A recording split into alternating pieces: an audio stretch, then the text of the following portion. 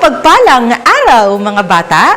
Ako po pala si Teacher Paul ng Maniki Central Elementary School SPED Center ng Dibisyon ng Davao del Norte.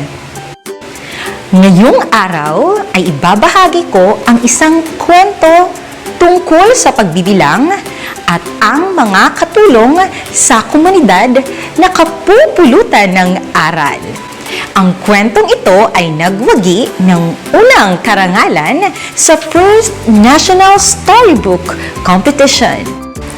Ang kwentong ito ay pinamagatang Ang Keso, na iginuhit at isinulat ni Teacher Emmy Padua ng Clementa Efroyo Elementary School, Kapalong East District.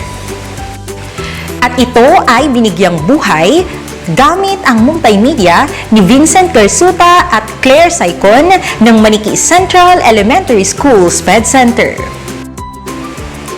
Halika!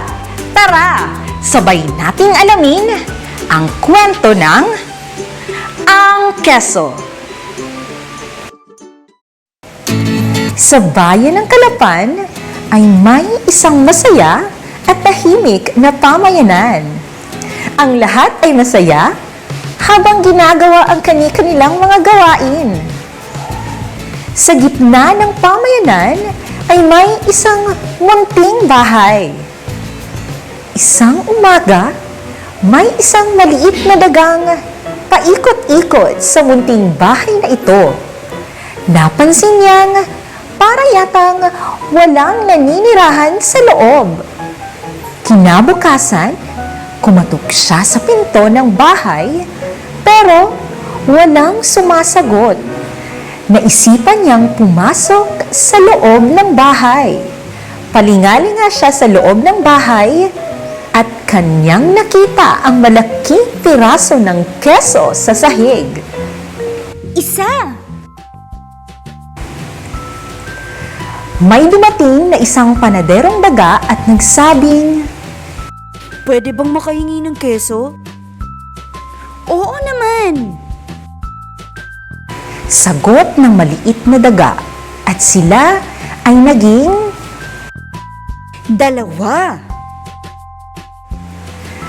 ang dalawang daga ay kumakain ng keso.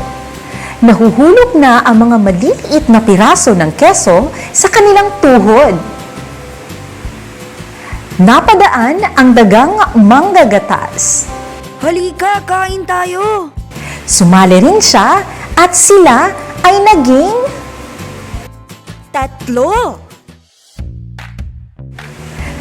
ang tatlong daga ay kumakain ng keso.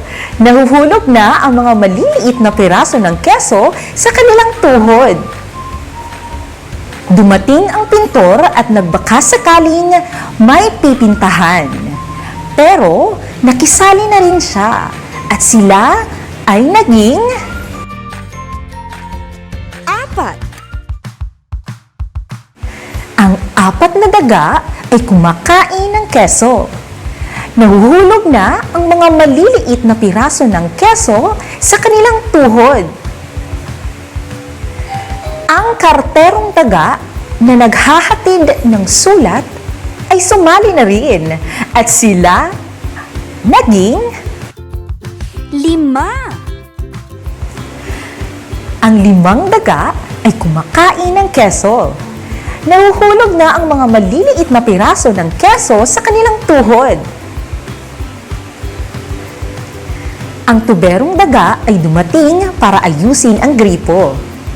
Sumali na rin at sila ay naging Anim! ang anim na daga ay kumakain ng keso. Nahuhulog na ang mga maliliit na piraso ng keso sa kanilang tuhod. Sa kasarapan ng kanilang kain, dumating ang karpinterong si Ambo. Sumali na rin siya at sila ay naging Pito! ang pitong daga ay kumakain ng keso. Nahuhulog na ang mga maliliit na piraso ng keso sa kanilang tuhod.